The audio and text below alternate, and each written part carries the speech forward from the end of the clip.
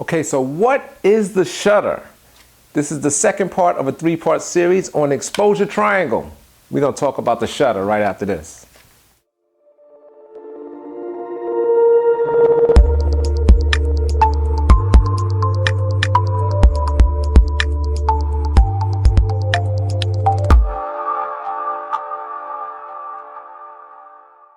Okay, so you want to know what is the shutter? Well, first let's recap part one of the series, the aperture. Now the aperture is in the lens and it controls the quantity of light. Well, the shutter controls how long that light is going to hit the sensor. So better than me explain it, let me show you. So here's my camera. We all know that the aperture is controlled from the lens and the shutter is inside of the camera. It's the last line of defense for the it's the last line of defense before the light hits the shutter. So let's look inside. Now right now the camera is set to I'm going to show you, I'm going to set my shutter speed for 1 second and let's see what happens.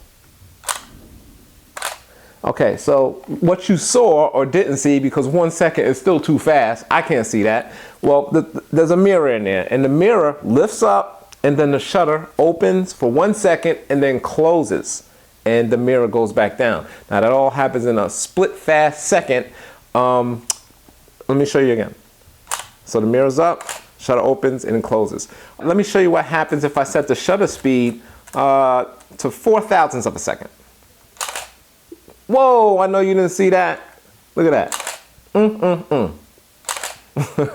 Well, it's amazing how fast that can go, but all in 1/4 thousandths of a second, the mirror lifts up, the shutter opens and closes. Well, actually the shutter opens and closes, that's the 4 thousandths of a second, and the mirror lifts up before it and closes after all that happens. So if I slow it down again, I'm gonna slow it down to, let me slow it down to 5 seconds. So the mirror is up, the shutter is open, the shutter is about to close, and then the mirror goes back down. So you get the point of what happens. So to control the amount of light that hits the sensor in a time value sort of fashion, the shutter opens, you control how long that shutter is going to be open, and then it closes, and then that's the second part of the exposure triangle. Now to control the shutter speed, the best thing to do is to put your camera on the shutter priority mode, or for the Canons, I believe it's time value mode, TV, and let the camera figure out the aperture for you. If you don't want to do that and you're a manual kind of person, set your shutter speed and then go ahead and set your aperture to where the light meter lines up so you can have a correct exposure. Well, that's it, man. That is the second part of a three-part series of the exposure triangle. The last part will be the ISO. I'll talk about that real quick in the next video. Thank you for watching this one. If you like it, please like, subscribe, hey, and comment down below. I know this is a quick video and can't really get into all the details of it, so comment down below and let's talk about it. Thanks for watching. EMIP out.